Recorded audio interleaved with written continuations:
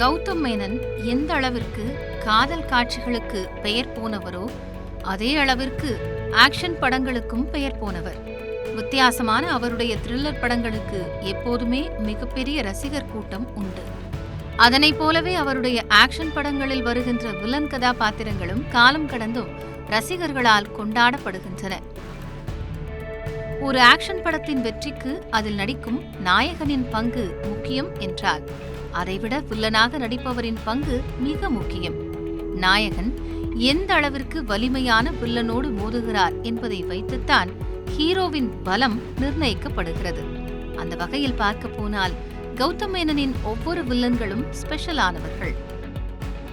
கௌதமின் முதல் ஆக்ஷன் படமான காக்க காக்க படத்தின் அடையாளங்களில் ஒருவர் பாண்டியா கதாபாத்திரத்தில் நடித்த நடிகர் ஜீவன். முதலில் இக்கதாபாத்திரத்தில் நடிப்பதற்காக சத்யராஜை அணுகினார் கௌதம். ஆனால் அந்நேரத்தில் ஹீரோவாக மட்டுமே நடித்துக் கொண்டிருந்த சத்யராஜ் அந்த வாய்ப்பை மறுத்துவிட்டார். அதன் பிறகு எதேச்சையாக ஒரு நாள் ஜீவனை சந்தித்த கௌதம் பார்த்த மாத்திரத்திலேயே இவன்தான் என்னுடைய பாண்டியா என முடிவு செய்து விட்டார். அதற்கு முன்பு யூனிவர்சிட்டி எனும் ஒரே ஒரு படத்தில் மட்டுமே நடித்திருந்த ஜீவன் ரசிகர்களுக்கு பெரிதாய் அறிமுகம் இல்லை. படத்தில் ஜீவனின் தோற்றமும் வித்தியாசமான நடிப்பும் ரசிகர்களை பெரியளவில் கவர்ந்தது. காக்க காக்க சமயத்தில் சூர்யா வளர்ந்து வரும் நடிகர். அவருக்கு ஜீவன் மாதிரியான ஒரு வில்லன் என்றால் சரி எனலாம். ஆனால் அதற்கடுத்த படமான வேட்டையாடு விளையாடு படத்தின் நாயகனோ கமல்ஹாசன். ஆனாலும் அந்த படத்திலும் கூட புதிய வில்லனையே விரும்பினார் கௌதம். அமுதன் மற்றும் இளமாறன் கதாபாத்திரங்களில் நடித்த டேனியல் பாலாஜி மற்றும் சலீம் பைக் முற்றிலும் புதியவர்கள். அன்றைய தேதியில் டேனியல் பாலாஜி வளர்ந்து வரும் நடிகர். ஆனாலும் கூட அவர் மேல் நம்பிக்கை வைத்து உலக நாயகனுடன் மோத வைத்தார் கௌதம் வாசுதேவ் மேனன்.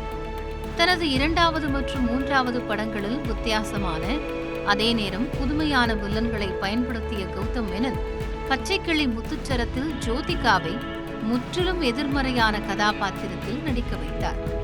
அதுவரையில் நேர்மறையான கதாநாயகி பாத்திரங்களில் மட்டுமே நடித்துக் கொண்டிருந்த ஜோதிகாவினால் இம்மாதிரியானதொரு வித்தியாசமான பாத்திரத்தையும் செய்ய முடியும் என்பதை நிரூபித்தார் கௌதம். பச்சைக்கிளி முத்துச்சரம் வணிக ரீதியாக பெரிய வெற்றியை ஈட்டாவிட்டாலும் கூட ஜோதிகாவின் கதாபாத்திரம் இன்று வரையிலுமே ரசிகர்களின் விருப்ப பட்டியலில் உள்ளது. வாரணம் 1000, பெண்ணை தாண்டி வருவாயா, நீதானே என் பொன் வசந்தம் போன்ற படங்களுக்கு பிறகு மீண்டும் என்னை அறிந்தால் மூலம் ஆக்ஷன் பாதைக்கு திரும்பினார் கௌதம். அதுவரையில் கதாநாயகனாக மட்டுமே நடித்துக் கொண்டிருந்த அருண் விஜயை அஜித்திற்கு வில்லனாக்கி வித்தியாசம் காட்டினார். என்னை அறிந்தால் அஜித்தை விட அருண் விஜய்க்கு மிகப்பெரிய பெயரை வாங்கி கொடுத்தது. அது மட்டுமின்றி அருண் விஜயின் திரைவாழ்வில் என்னை அறிந்தால் திருப்புமுனை படமாகவும் அமைந்தது. அச்சம் என்பது மடமையடாவில் பிரபல பாடகர் பாபா சாஹில், வெந்து தணிந்தது காடு படத்தில் மலையாள நடிகர் சித்திக் போன்ற வித்தியாசமான வில்லன்களை தமிழ் ரசிகர்களுக்கு அறிமுகப்படுத்தினார் கௌதம் மேனன்.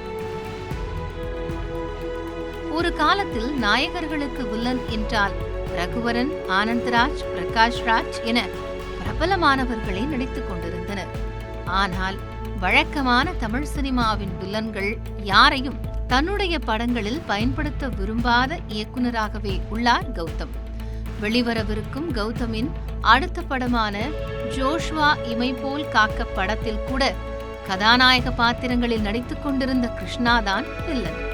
முடிந்த அளவிற்கு தன் படங்களில் வருகின்ற ஆக்ஷன் காட்சிகளில் யதார்த்தத்தை விரும்பும் கௌதம் மேனன் தன்னுடைய வில்லன்களும் யதார்த்தமாகவும் அதே நேரம் புதுமையாகவும் இருக்கவே ஆசைப்படுகிறார்.